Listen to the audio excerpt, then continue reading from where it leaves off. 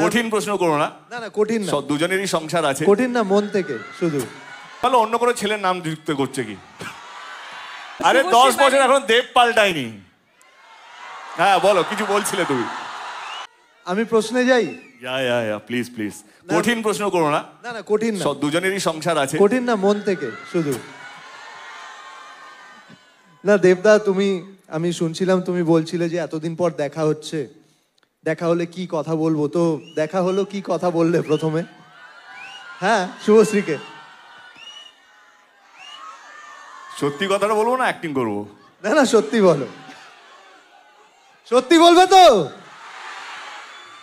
ওকে, আমি ওর ইন্টারভিউগুলো দেখছিলাম, আমরা আলাদা আলাদা ইন্টারভিউগুলো দিয়েছিলাম।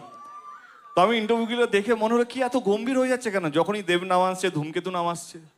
ওকে দেখা হয়ে একটাই কথা বললাম, একটু হেসো, মানে খারাপ কথাগুলো শুনতে ভালো লাগবে।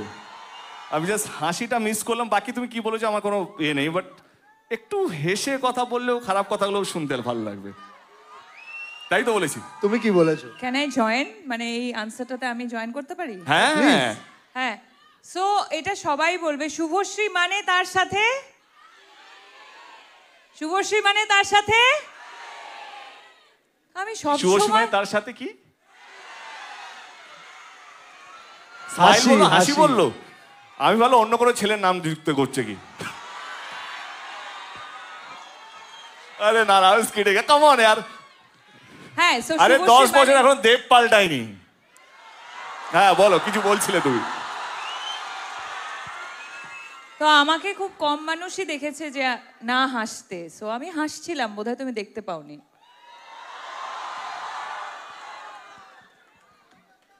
তুমি কি এতটা সিরিয়াস হয়ে খেলবে? না, আর আমি কি জিজ্ঞেস করলাম? হ্যাঁ মানে হ্যাঁ, আমার মানে যে আমি- প্রশ্নগুলো সেটা তোমাদের দুজনের জন্যই কিন্তু। হ্যাঁ, ওকে। সো আমি জিজ্ঞেস করলাম, আমার সাথে ফ্রেন্ডশিপ করবে? হ্যাঁ আমি এটাই জিজ্ঞেস করলাম, আমার সাথে ফ্রেন্ডশিপ করবে? না না, come on, you saying something. না না, এক্স্যাক্টলি আমি এটাই জিজ্ঞেস করলাম যে আমার সাথে ফ্রেন্ডশিপ করবে কিনা। তাছাড়া অফকোর্স যেটা সবসময় সব ইন্টারভিউতেও বা ইন্টারভিউ ছাড়াও যেটা ইন্টারনালি আমরা জানতাম যে ধূমকেতু নিয়ে আমাদের মেকার্সরা কতটা উৎসাহিত